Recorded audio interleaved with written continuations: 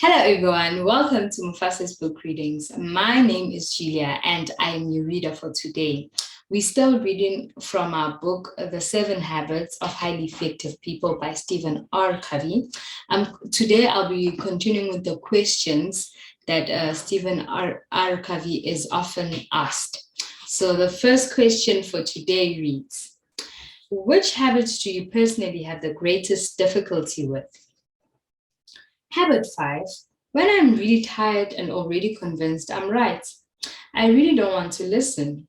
I may even pretend to listen. Basically, I am guilty of the same thing I talk about, listening with the intent to reply, not to understand. In fact, in some sense, I struggle almost daily with all 7 habits. I have conquered none of them. I see them more as life principles that we never really master, and that the closer we come to their mastery, the more aware we become of how far we really have yet to go. It's like the more you know you don't know. This is why I often gave my university students 50% of the grade for the quality of their questions and the other 50% for the quality of their answer to their questions. Their true level of knowledge is better revealed that way. Similarly, the 7 habits represent an upward cycle. Habit 1 at a high level is vastly different from habit 1 at a lower level.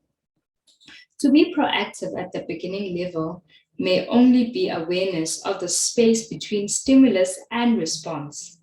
At the next level, it may involve a choice such as not to get back at or to get even. At the next level, to give feedback. At the next level, to ask forgiveness. At the next level, to forgive. At the next level, to forgive parents. At the next level, to forgive dead parents. And at the next level, to simply not take offense. The second question for today reads, you are the vice chairman of Franklin Covey Company. Does Franklin Covey live the 7 habits? We try to. Continually trying to live what we teach is one of our most fundamental values. But we don't do it perfectly. Like any other business, we are challenged by changing market realities and by integrating the 2 cultures of the former Covey Leadership Center and Franklin Quest. The merger took place in the summer of 1997. It takes time, patience, and persistence in applying the principles. And the true test of our success will be in the long run. No snapshots will give an accurate picture. Any airplane is off track much of the time, but just keeps coming back to the flight plan. Eventually, it arrives at its destination. This is true with all of us, individuals, families, or organizations.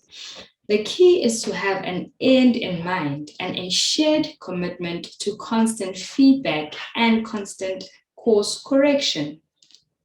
The third question for today reads, why 7? Not 6 or 8 or 10 or 15?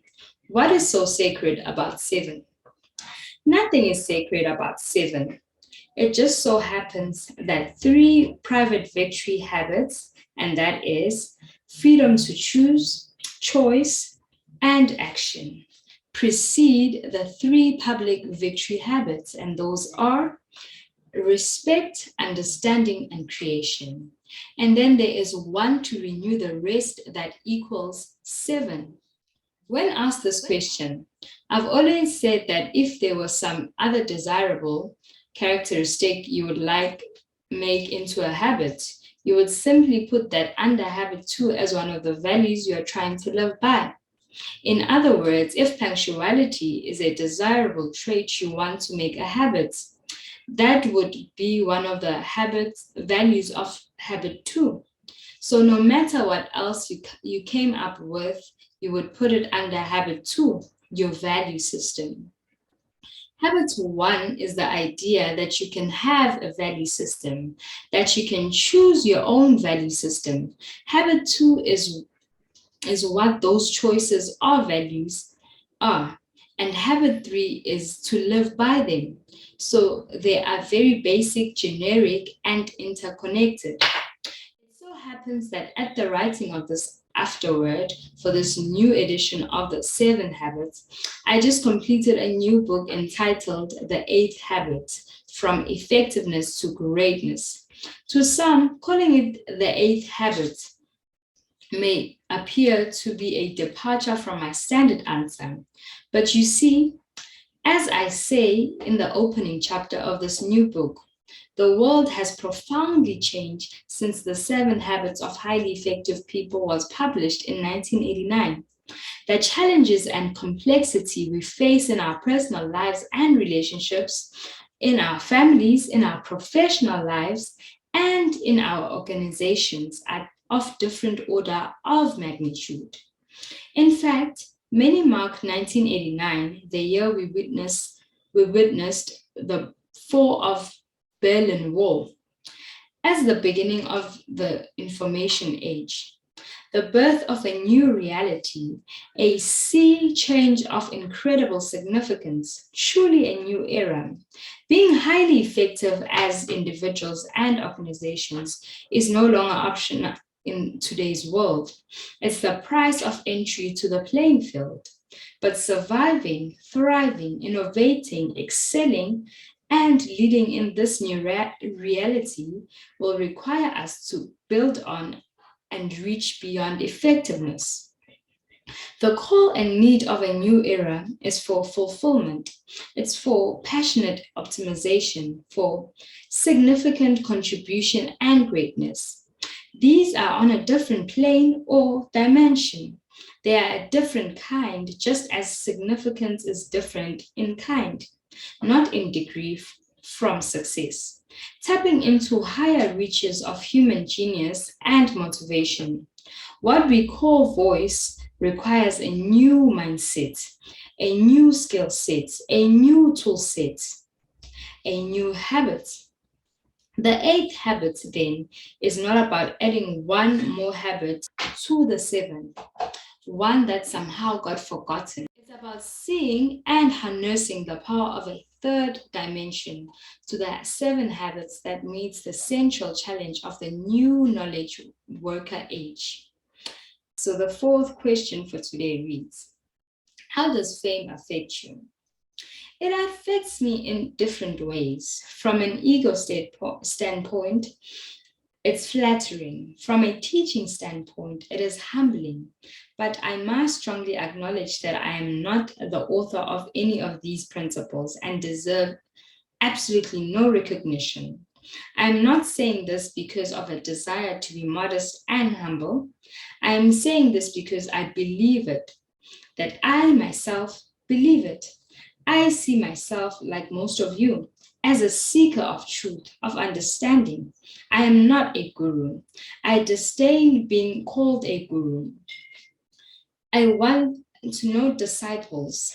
I'm only trying to promote a discipleship towards principles that are already in people's hearts, that people will live true to their conscience. The 5th question reads, if you had to do it over again, what is the one thing you would do differently as a business person?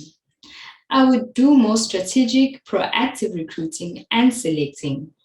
When you are buried by the urgent and have 1,000 balls in the air, it is so easy to put people that appear to have the solutions into key positions. The tendency is not to look deeply into their backgrounds and patterns, not to do due diligence, nor is it to carefully develop the criteria that need to be met in the particular roles or assignments. I am convinced that when recruiting and selecting is done strategically, that is, thinking long-term and proactively, not based upon the pressures of the moment, it pays enormous long-term dividends. Someone once said that which we desire most earnestly, we believe most easily.